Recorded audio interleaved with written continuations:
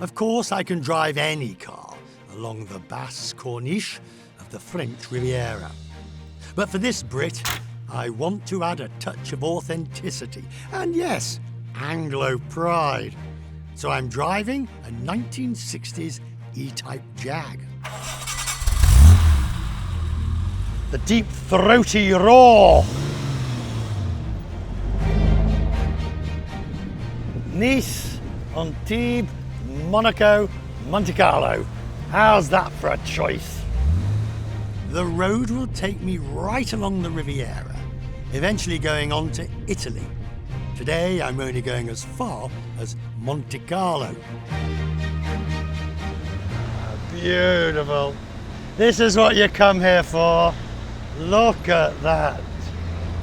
The yachts. Oh, c'est magnifique.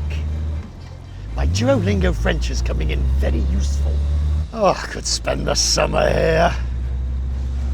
Now I've just got to find somebody to pay for it.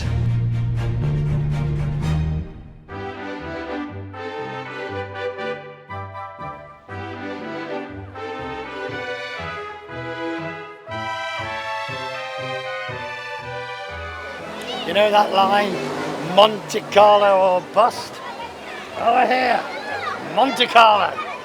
I think I've still got some money left in my pocket, which is an achievement. I'm always in awe of Monaco, a principality with a royal heritage that stands independent, sort of, from France. This is where the truly rich come.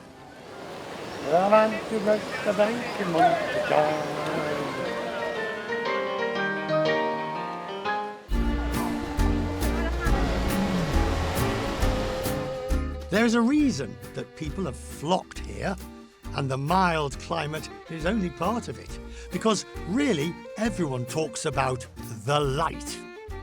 Of all the Impressionists and French painters, it is perhaps Matiss who is most closely associated with Nice and its famous light.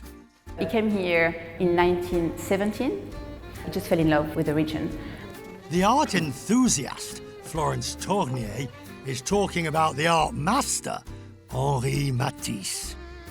The museum is most certainly well visited, but Florence and I have come here to see a particular painting. So this is called Tempête à Nice, which means storm in Nice.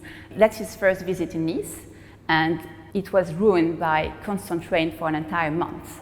But the next morning, the Mistral wind blew the clouds away, and this amazing light came to the sea and sky, and he decided to stay for the rest of his life. Where was it taken from?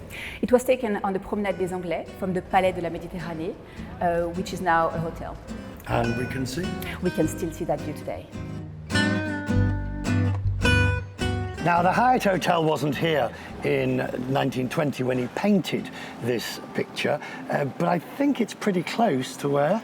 Yeah, exactly. So they are, the number of trees might have changed over the past 100 years, but this is the place.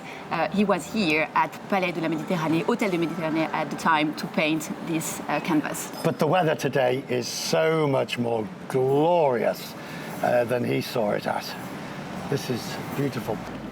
Matisse had a room at the Méditerranée, and he used it as a studio for a time. How can you get bored of that view? There were many of them down here painting at that time, weren't there?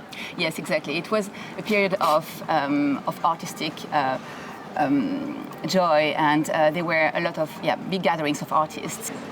Not just any old artists turned up here. The great ones were in his presence. Renoir and Picasso, Monet and Chagall. Throughout the whole Côte d'Azur, you can identify spots that have inspired artists and that were used as a decor and model for the landscape of different paintings. We can see them. A lot of them. How can we put ourselves in their shoes and better understand their paintings? There is a little-known tourist attraction. It's called an artist's route, if you will. Following the route, I can visit the places that inspired the famous paintings. So I leave Nice and head to the hillside village of Saint-Paul-de-Vence. We really are now in the depths of the countryside here. Yes. Saint-Paul-de-Vence, beautiful. And hear the sound of cicadas. Not this, I mean, they're sort of almost at war.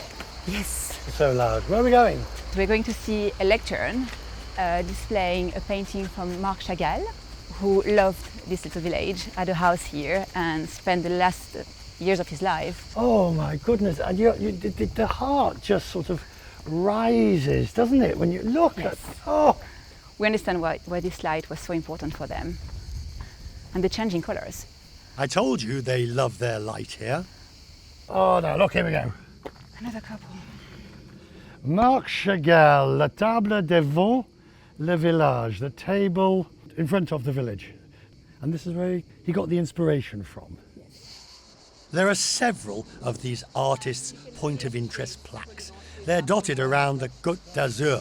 A lot of cities have their own history. So in Menton you have Jean Cocteau, in Biot you have Fernand Léger, in Antibes you have Picasso, Vence is really Marc Chagall, Saint-Paul de Vence. I love these. They should do more of them. It adds something to your stroll. Yeah, it gives you something to discover. Exactly. Something to deepen the understanding of this whole area. Slowing down to enjoy the view. Thank you so much. It's not lost on me, once again, a simple pleasure of the French Riviera that brings true joy.